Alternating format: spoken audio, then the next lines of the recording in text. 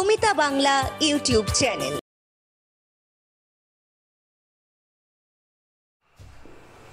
তাহলে মিয়োসিস, এর আগে তোমরা পড়েছ কোষ বিভাজন, অ্যামাইটোসিস, সমবিভাজন আর প্রত্যক্ষ বিভাজন। মাইটোসিস আজকে পড়া হলো সমবিভাজন, পরোক্ষ বিভাজন। সেই অর্থে মিয়োসিস হ্রাস বিভাজন, অর্থাৎ মিয়োসিসের ফলে মাতৃকোষের থেকে উৎপন্ন অপত্য কোষের ক্রোমোজোম সংখ্যা অর্ধেক হয়ে যায়। উদাহরণস্বরূপ মানুষের ক্রোমোজোম সংখ্যা 46, তাহলে মিয়োসিসের ফলে যে অপত্য কোষ তৈরি হবে তার ক্রোমোজোম সংখ্যা 23 হবে। সেই জন্যে মিয়োসিসকে আমরা বলি হ্রাস বিভাজন। মিয়োসিসকে হ্রাস বিভাজন কথার অর্থ হচ্ছে মাতৃকোষ থেকে উৎপন্ন অপত্য কোষের ক্রোমোজোম সংখ্যা অর্ধেক।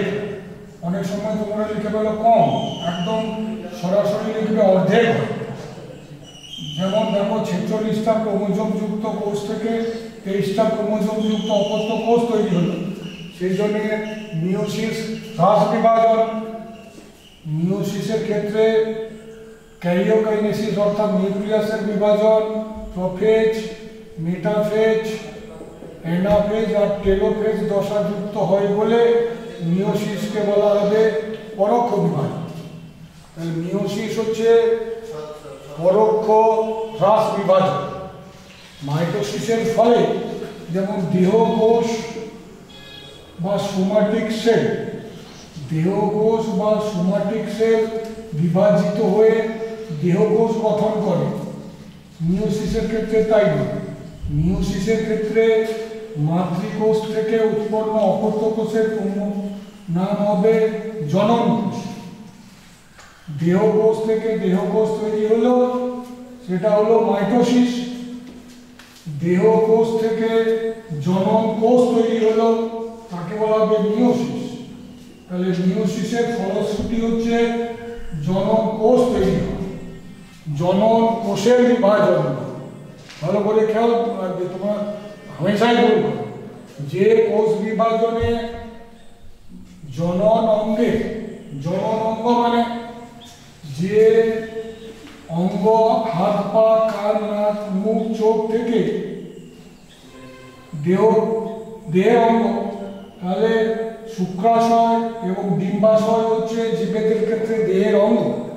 হাত যেমন দেহ অঙ্গ, শুক্রাশয়ও দেহের অঙ্গ। নাক যেমন দেহের অঙ্গ, ডিম্বাশয়ও তেমনি দেহের অঙ্গ। তাহলে দেহের যে কোনো অঙ্গ প্রত্যঙ্গ তৈরি হবে দেহকোষ দিয়ে। যে কোনো অঙ্গ প্রত্যঙ্গ তৈরি হবে দেহকোষ দিয়ে। হাতের দেহকোষের ক্রোমোজোম সংখ্যা 46, তাহলে শুক্রাশয়ের কোষের সংখ্যা 46। তাহলে অন্যান্য দেহকোষের মতো জনন অঙ্গের কোষগুলোরও ক্রোমোজোম সংখ্যা দেহকোষের অনুরূপ।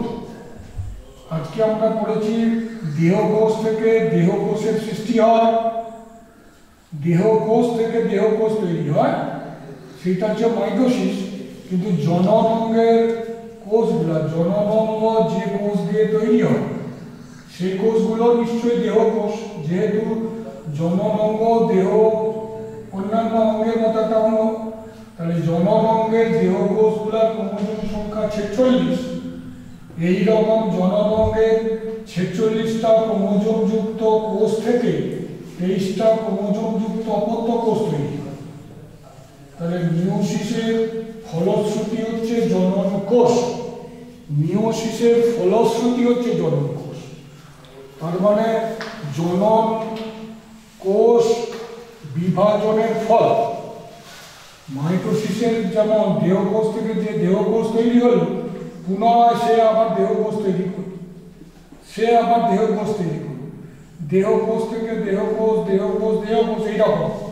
কিন্তু জনন অঙ্গের গঠনকারী কোষগুলা সবচেয়ে বলা ভালো জনন মাতৃকোষ। শুক্রাশয় বা ডিম্বাশয়ে গঠনকারী কোষগুলো জনন মাতৃকোষ। এই জনন মাতৃকোষের ক্রোমোজোম সংখ্যা 46। তাহলে এইরকম জনন মাতৃকোষগুলো বিভাজিত হয়ে 23টা ক্রোমোজোম যুক্ত হয় শুক্রাণু বা ডিম্বাণু তৈরি হবে, কিন্তু কখনোই ওই শুক্রাণু বা ওই ডিম্বাণু আর নতুন করে শুক্রাণু ডিম্বাণু তৈরি করবে না। এটাই মাইটোসিসের সঙ্গে মিয়োসিসের পার্থক্য। মাইটোসিসে দেহকোষ ভেঙে দেহকোষ, সেই দেহকোষ পুনরায় দেহকোষ তৈরি করবে, তার থেকে আবার হবে। কিন্তু মিয়োসিসের ফলে উৎপন্ন জনন কোষ জনন কাজে ব্যবহৃত না হলে, জনন কোষ জনন কাজে ব্যবহৃত না হলে সেটা নষ্ট হয়ে যায়, নতুন করে আবার জনন কোষ তৈরি হয়। অর্থাৎ কখনোই মাইটোসিস যেমন দেহকোষ থেকে দেহকোষ, সেই দেহকোষ আবার দেহকোষ তৈরি করে, মিয়োসিসের ফলে কিন্তু জনন কোষ যেটা তৈরি হলো, সেই জনন কোষ জনন কাজে অংশগ্রহণ না করলে তাদের বিলুপ্তি ঘটে। তাহলে প্রয়োজন ভিত্তিক জনন অঙ্গের জনন মাতৃকোষগুলো, জনন অঙ্গের জনন মাতৃকোষগুলো জনন কোষ তৈরি করে 23টা ক্রোমোজোম যুক্ত, মানুষের ক্ষেত্রে বলছি, অন্য জীবের ক্ষেত্রে নয়। তাহলে এই জনন কোষগুলো যদি জনন কাজে ব্যবহৃত না হয়, নষ্ট হয়, আবার পুনরায় জনন অঙ্গের জনন মাতৃকোষগুলো জনন কোষে রূপান্তরিত হয়। অর্থাৎ কখনোই জনন কোষ থেকে জনন কোষ হয়, এটাই মূল পার্থক্য। তাহলে মিয়োসিসের ফলে জনন অঙ্গের জনন মাতৃকোষগুলো জনন কোষ সৃষ্টি করে, সেটাই হলো মিয়োসিস। তাহলে মিয়োসিসের মূল তাৎপর্য হচ্ছে জনন কোষ তৈরি করা, যাতে বংশ বিস্তারের ধারা অক্ষুণ্ণ থাকে। জীব মাত্রই মরণশীল, পরিণত জীব বা অপরিণতই হোক, জীব মাত্রই মরে যায়, শূন্যস্থান তৈরি হয়। সেই শূন্যস্থান ভরাট করার জন্যে নতুন নতুন জীব তৈরি হয়। সেই নতুন নতুন জীব তৈরির সবচেয়ে উন্নত কৌশল হচ্ছে যৌন জনন। তার জন্যে জনন কোষ ব্যবহৃত হয়। সবচেয়ে পরিচিত জনন কোষ আমরা খাই মুরগির ডিম। মুরগির ডিম হচ্ছে জনন কোষ। বাড়িতে মোরগ নাই, মুরগি শুধুমাত্র ডিম্বাণু পায়, শুধুমাত্র ডিম্বাণু, সেটা আমাদের খাদ্য হিসাবে ব্যবহৃত হয়। সেই ডিম্বাণু মানে মুরগির সেই ডিমটাকে যদি আমরা নির্দিষ্ট ঘটনার মাধ্যমে, কিন্তু আর বাচ্চা সেখান থেকে তৈরি হবে যতক্ষণ না বাড়িতে থাকা মোরগের শুক্রাণুর দ্বারা ডিম্বাণু নিষিক্ত হয়, জাইগোট তৈরি হয়, ততক্ষণ পর্যন্ত নতুন আর অপত্য জীব তৈরি হয়। তাহলে যৌন জননের জন্যে এরপরের দিনে পড়াবো সর্বাধুনিক জনন পদ্ধতি হচ্ছে যৌন জনন, উন্নত পদ্ধতি। তার জন্য জনন কোষ লাগে। সেই জনন কোষগুলো যে নির্দিষ্ট অঙ্গ থেকে তৈরি হবে সেটা হচ্ছে জনন অঙ্গ। হাত যেমন 46টা ক্রোমোজোম যুক্ত দেহকোষ দিয়ে তৈরি হয়, শুক্রাশয় এবং ডিম্বাশয়ও তাই 46টা ক্রোমোজোম যুক্ত কোষ দিয়ে তৈরি হয়। পরবর্তীকালে এই 46টা কোষযুক্ত ক্রোমোজোম যুক্ত কোষগুলো থেকে জননের নিমিত্তে শুক্রাণু আর ডিম্বাণু তৈরি হওয়ার সময়ে ক্রোমোজোম সংখ্যা অর্ধেক হয়ে হ্রাস বিভাজনের দ্বারা জনন কোষ তৈরি হয়। সেটা হচ্ছে মিয়োসিসের মূল ঘটনা। তাহলে মিয়োসিসের ফলে জনন কোষ তৈরি হয়। জনন কোষ জনন কাজে অংশগ্রহণ না করলে সেটা বিনষ্ট হয়, আবার নতুন করে জনন কোষের সৃষ্টি হয়। এটাই তাহলে মূল পার্থক্য। তাহলে মিয়োসিসের দ্বারা প্রধানত জীবেদের ক্ষেত্রে প্রাণী হলে যথাক্রমে শুক্রাশয় আর ডিম্বাশয়, প্রাণী হলে যথাক্রমে ওভারি বা ডিম্বাশয়, টেস্টিস বা শুক্রাশয় থেকে ডিম্বাণু বা ওভাম, শুক্রাণু বা স্পার্ম তৈরি হয়। সেক্ষেত্রে উদ্ভিদের ক্ষেত্রে ফুল জনন অঙ্গ, পুংকেশর চক্রের পরাগধানী থেকে, পুংকেশর চক্রের পরাগধানী থেকে পরাগ রেণুর সৃষ্টি হয়। তোমরা সহজেই পরাগধানী জানো। জবা ফুল দেখবে মাথাতে মোটা মোটা 5টা লাল, তার নিচে এরকম দেখবে অনেকগুলো হলুদ হলুদ আর একটু সরু সরু লাল, এগুলো হচ্ছে এক একটা পুংকেশর। এই খোলা অংশটার নাম পরাগধানী। পরাগধানী থেকে মিওসিস প্রক্রিয়ার দ্বারা পরাগ রেণু তৈরি হয়। ডিম্বাশয়ের ভেতরে ডিম্বাণু গঠিত হয়। ডিম্বাশয় থেকে ডিম্বাশয়ের ভেতরে ডিম্বাণু তৈরি হয়। তাহলে পরাগধানী থেকে পরাগ রেণু তৈরি হলো, ডিম্বাশয়ের ভেতরে ডিম্বাণু তৈরি হলো। প্রাণীদের ক্ষেত্রে শুক্রাশয় থেকে শুক্রাণু তৈরি হলো, ডিম্বাশয় থেকে ডিম্বাণু তৈরি হলো। যে কোষ বিভাজনের দ্বারা সেটাকে বলা হচ্ছে মিওসিস কোষ বিভাজন। সেই জন্যই আমরা সংজ্ঞাতে বলেছি মিওসিস হ্রাস বিভাজন। মিওসিস নামক কোষ বিভাজনের ক্যারিওকাইনেসিস 4টে নির্দিষ্ট পর্যায় দ্বারা গঠিত হয়: প্রোফেজ, মেটাফেজ, অ্যানাফেজ, টেলোফেজ। সেই জন্য মিওসিস মাইটোসিসের মতো পরোক্ষ বিভাজন। তাহলে দেখো, মিওসিসের দ্বারা প্রধানত জনন কোষ তৈরি হয়। সেই জন্য মিওসিসের প্রকারভেদ, মিওসিসকে কটা ভাগে ভাগ করা হয়। তাহলে দেখো, প্রধানত উন্নত জীবেদের ক্ষেত্রে জনন কোষ তৈরি হয় মিওসিসের দ্বারা। সেই জন্য যে মিওসিসের দ্বারা গ্যামেট, জনন কোষের বাংলা ইংরেজি গ্যামেট, তাহলে যে মিওসিসের দ্বারা গ্যামেট বা জনন কোষ তৈরি হয় তাকে বলা হবে গ্যামেটিক মিওসিস। গ্যামেট তৈরি হয়ে বলে গ্যামেটিক মিওসিস। ক্লিয়ার হলো? যে মিওসিসের দ্বারা জনন অঙ্গের জনন মাতৃকোষগুলো বিভাজিত হয়ে, যে মিওসিসের দ্বারা জনন অঙ্গের জনন মাতৃকোষগুলো বিভাজিত হয়ে জনন কোষ গঠন করে। প্রাণী হলে শুক্রাণু ডিম্বাণু, উদ্ভিদ হলে পরাগ রেণু আর ডিম্বাণু। তাহলে গ্যামেট বা জনন কোষ তৈরি হয় বলে গ্যামেটিক মিওসিস। একটু আগে বলেছি মাইটোসিসের ফলে স্পোর বা রেণু তৈরি হয়। মাইটোসিসের ফলে স্পোর বা রেণু, এটা পরের দিনের ক্লাসে ভালো করে ক্লিয়ার হবে। তাহলে স্পোর বা রেণু গঠনের মাধ্যমে প্রধানত জীবেরা অযৌন প্রক্রিয়ায় বংশ বিস্তার করে। তাহলে বেশ কিছু ক্ষেত্রে রেণু তৈরি হয়, স্পোর বা রেণু তৈরি হয় মিওসিস প্রক্রিয়ার দ্বারা। তাকে বলা হবে স্পোরিক মিওসিস। যেমন তোমরা সবাই জানো টেরিডোফাইটা সবচেয়ে উন্নত অপুষ্পক, সবচেয়ে উন্নত অপুষ্পক হচ্ছে টেরিডোফাইটা। টেরিডোফাইটার ক্রোমোজোম সংখ্যা ডিপ্লয়েড 12। তাহলে এইরকম টেরিডোফাইটার পাতা থেকে, টেরিডোফাইটার পাতা থেকে রেণু গঠিত হয়।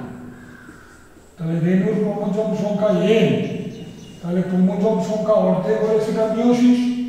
তাহলে যে মিওসিসের দ্বারা স্পোর বা রেণু তৈরি হয় তাকে বলা হবে স্পোরিক মিওসিস। তাহলে প্রথমটা হলো গ্যামেটিক মিওসিস, গ্যামেট তৈরি হয় বলে গ্যামেটিক মিওসিস। স্পোর বা রেণু তৈরি হয় বলে স্পোরিক মিওসিস। 3 নম্বর জাইগোটিক মিওসিস। যেরকম না দেখো, জীব জগতে বেশিরভাগ জীবের ক্রোমোজোম সংখ্যা ডিপ্লয়েড, কিন্তু শৈবাল, সবাই জানি আমরা স্যালাস থেকে বলি, শৈবাল বা অ্যালগি, ফাঙ্গাস বা ছত্রাক আর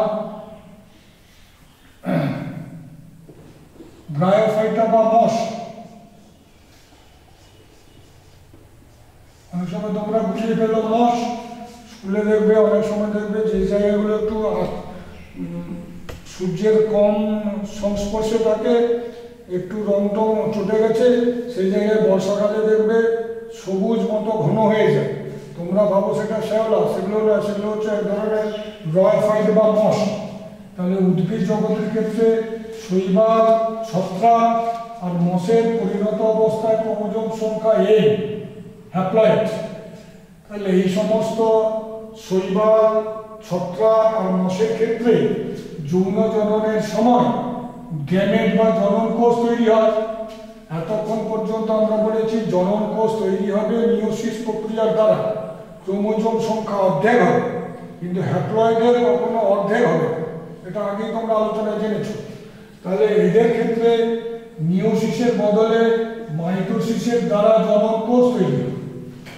মাইটোসিসের দ্বারা কি কোষ তৈরি হবে? জনন কোষ। শৈবাল, ছত্রাক আর মসের ক্ষেত্রে পুং জনন কোষ প্লাস চিহ্ন দ্বারা চিহ্নিত হয়, স্ত্রী জনন কোষ মাইনাস চিহ্ন দ্বারা চিহ্নিত। তাহলে দেখো ব্যতিক্রম। তাহলে এখানে মাইটোসিসের দ্বারা জনন কোষ বা গ্যামেট তৈরি হলো। তাহলে দুটো গ্যামেট যথাক্রমে এন বা হ্যাপ্লয়েড ক্রোমোজোম যুক্ত। তাহলে একটা পুং জনন কোষ আর স্ত্রী জনন কোষ মিলল। তাহলে যে কোষটা তৈরি হলো তার ক্রোমোজোম সংখ্যা 2n। যে কোষটা তৈরি হলো তার ক্রোমোজোম সংখ্যা কি হবে? 2n। এই রকম কোষ থেকে পরবর্তীকালে পরিণত শৈবাল, ছত্রাক আর মস তৈরি হয়। তাহলে দেখো পরিণত শৈবালের, ছত্রাকের বা মসের ক্রোমোজোম সংখ্যা n, অথচ তাদের ক্ষেত্রে দুটো জনন কোষের সংযুক্তির ফলে এটাকে বলা হলো জাইগোস্পোর। পরের দিনে আরো ভালো হবে এটা। জাইগোস্পোর তৈরি হলো যার ক্রোমোজোম সংখ্যা 2n। তাহলে এই জাইগোস্পোর থেকে সরাসরি যদি অপত্য জীব তৈরি হয় তাহলে ক্রোমোজোম সংখ্যা 2n হয়। তাহলে পরিণত জীবের ক্রোমোজোম n, তার থেকে উৎপন্ন অপত্যের ক্রোমোজোম সংখ্যা 2n হলে চারিত্রিক সাম্যতা বজায় রইল না। সেক্ষেত্রে কি হয় না, ডিপ্লয়েড যে জাইগোস্পোরটা ভ্রূণ গঠনের আগে, জাইগোস্পোর থেকে ভ্রূণ হয়, তাহলে ভ্রূণ গঠনের আগে মিয়োসিস বিভাজন, হ্রাস বিভাজন, চারটে কোষের ক্রোমোজোম সংখ্যা n হয়ে গেল। প্রতিটা কোষ থেকে নতুন অপত্য তৈরি হবে, তার ক্রোমোজোম সংখ্যা n। তাহলে এখানে একটু ব্যতিক্রমী ঘটনা দেখা গেল যে এখানে জাইগোস্পোর থেকে অপত্য গঠনের আগে মিয়োসিস হয়, সেই জন্য এই মিয়োসিসকে বলা হবে জাইগোটিক মিয়োসিস। তাহলে মিয়োসিস তিন রকমের। যে মিয়োসিসের ফলশ্রুতিতে গ্যামেট বা জনন কোষ তৈরি হয় গ্যামেটিক মিয়োসিস। যে মিয়োসিসের ফলে স্পোর বা রেণু তৈরি হয় তাকে বলা হবে স্পোরিক মিয়োসিস। যে মিয়োসিসের ফলে জাইগোস্পোর থেকে ভ্রূণ গঠনের আগে মিয়োসিস তৈরি হয় তাকে বলা হবে জাইগোটিক মিয়োসিস। তাহলে প্রধানত আমরা যেটা পড়ি সেটা হচ্ছে গ্যামেটিক মাইটোসিস, ব্যতিক্রমী হচ্ছে স্পোরিক আর জাইগোটিক। তাহলে এটা গেল মিয়োসিসের প্রকারভেদ। মাইটোসিস পড়েছি আমরা, তার কোনো রকমের সেই অর্থে ভাগ নেই বা অংশ বিশেষ বিভাজন করা হয়নি। কিন্তু মিয়োসিসের ক্ষেত্রে মিয়োসিসের দুটো মূল ধাপ বা পর্যায়, সেটা হলো মিয়োসিস, যদি এরকম লেখো মিয়োসিস 1,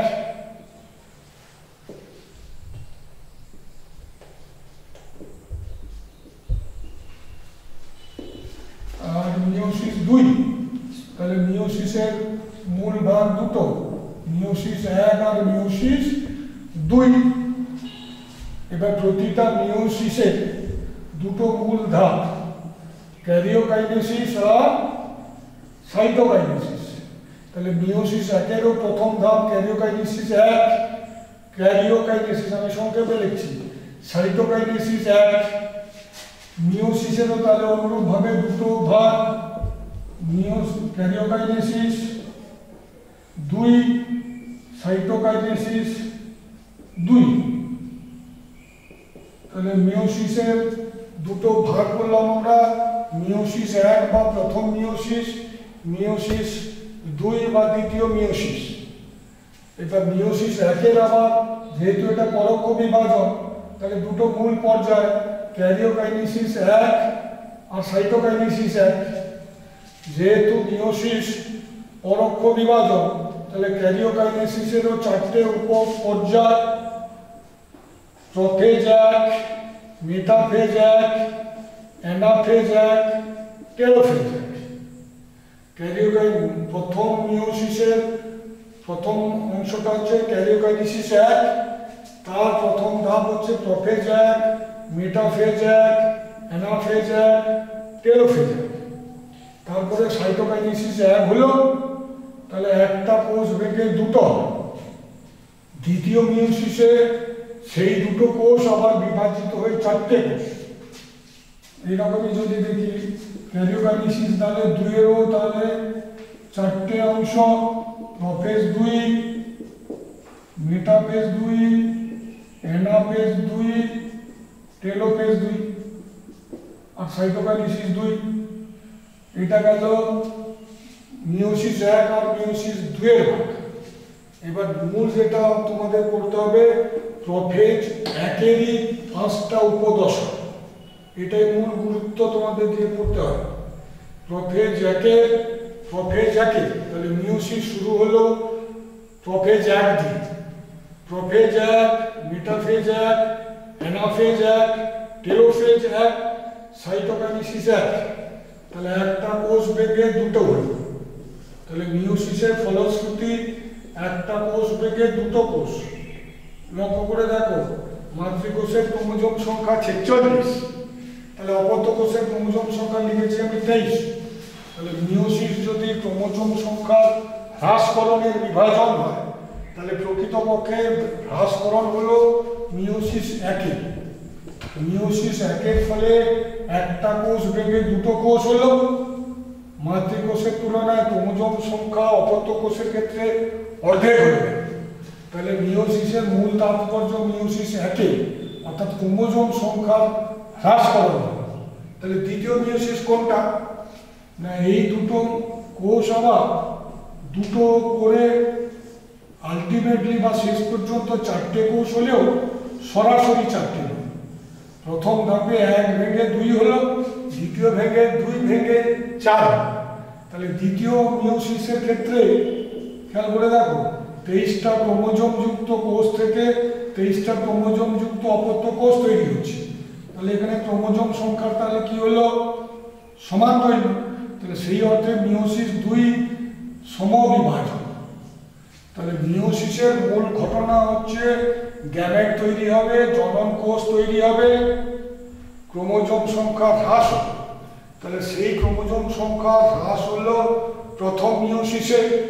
তাহলে দ্বিতীয় মিওসিসের প্রয়োজনটা কি ছিল? মিওসিস যদি ক্রোমোজোম সংখ্যা হ্রাস করার জন্য তৈরি হয়, সেটা যদি প্রথম মিওসিসে হয়ে যায়, তাহলে দ্বিতীয় মিওসিসের প্রয়োজনটা কি? খেয়াল করে মনে রাখো, দ্বিতীয় মিওসিস কেবলমাত্র জনন কোষের সংখ্যা বাড়ানোর জন্য। একটা উদাহরণ দেখো, 25টা মাতৃকোষ বিভাজিত হলো, তাহলে 25টা মাতৃকোষ মিওসিস 1-এর ফলে বিভাজিত হয়ে কটা অপত্য কোষ তৈরি করবে? 50টা। মিওসিস 2 হলে সেই 50টা থেকে 100টা কোষ হবে। তাহলে মিওসিস 2 হওয়ার অর্থ কম সংখ্যক মাতৃকোষ থেকে বেশি সংখ্যক অপত্য কোষ তৈরি হবে। মিওসিস 1 হলে 50টা জনন কোষ তৈরি হতো। মিওসিস 2 হওয়ার অর্থ এটাই যে জনন কোষের সংখ্যা বেড়ে গেল। সেই জন্য দ্বিতীয় মিওসিস কেবলমাত্র জনন কোষের সংখ্যা বাড়ানোর জন্য তৈরি হয়। আলোচনা কোনো কোনো সময় বিভিন্ন স্যারেরা বলেছে, ওরাও হবে। ডারউইন বলে একজন বিখ্যাত বিজ্ঞানী ছিলেন, তিনি বলেছেন যারা যত নিম্নবর্গীয় জীব তাদের পরিবেশের উপরে নির্ভরশীলতা তত বেশি। যারা যত নিম্ন শ্রেণীর জীব হয় তাদের পরিবেশের উপরে নির্ভরশীল তত বেশি হয়, তাহলে তাদের বিলুপ্তি হয়ে যাওয়ার বা লুপ্ত হয়ে যাওয়ার সম্ভাবনা বেশি। পরিবেশ প্রতিকূল হলে নষ্ট হয়ে যেতে পারে। সেই জন্যে তারা প্রচুর সংখ্যক জীব বংশ বিস্তারের ফলে তৈরি হয়। বেশিরভাগগুলো মরে হেঁচে গেলেও কিছু বেঁচে পড়তে রইবে। সেই জন্যে প্রচুর সংখ্যক জনন কোষ তৈরি করার জন্যে জননের সংখ্যা বাড়ানোর জন্য দ্বিতীয় মিওসিস সম্পন্ন হয়। তাহলে মিওসিস এক হচ্ছে হ্রাস বিভাজন। মিওসিস একের ফলে একটা কোষ ভেঙে দুটো অপত্য কোষ তৈরি হবে। যে দুটো অপত্য কোষের ক্রোমোজোম সংখ্যা মাতৃকোষের অর্ধেক। দ্বিতীয় মিওসিসে এই দুটো অপত্য কোষ পুনরায় বিভাজিত হয়ে শেষমেশ চারটে অপত্য কোষ তৈরি করলো, কিন্তু সেখানে দ্বিতীয় ধাপে ক্রোমোজোম সংখ্যার সাম্যতা বজায় রইল। তাহলে সেই অর্থে যদি আমরা মনে রাখি, মিওসিস এক হচ্ছে প্রকৃতপক্ষে হ্রাসকরণ, মিওসিস দুই হচ্ছে প্রকৃতপক্ষে সমবিভাজন, শুধুমাত্র জনন কোষের সংখ্যা বৃদ্ধির তাগিদে। তাহলে প্রোফেজ একের মূল ঘটনা বা পর্যায় পাঁচটা। লেপ্টোটিন, খাতায় তৈরি করে রাখবে, লেপ্টোটিন, জাইগোটিন, প্যাকি বা প্যাকাই, যা ইচ্ছা হতে পারে, CHY, প্যাকিটিন বা প্যাকাইটিন, ডিপ্লোটিন আর ডায়াকাইনেসিস।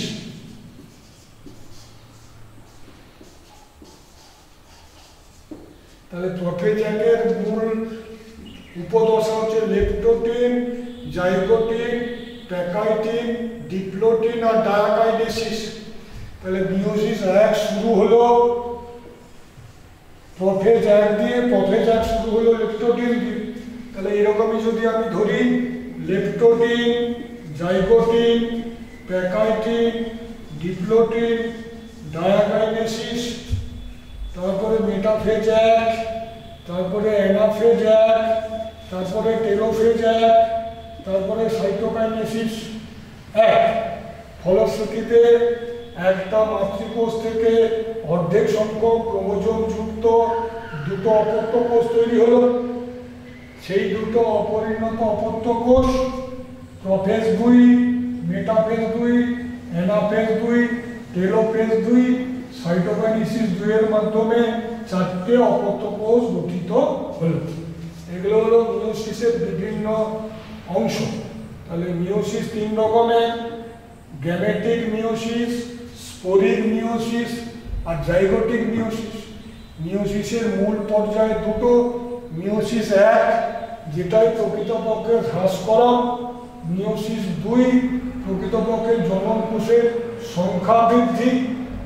মিওসিস একের আবার দুটো অংশ, ক্যারিওকাইনেসিস এক, সাইটোকাইনেসিস এক।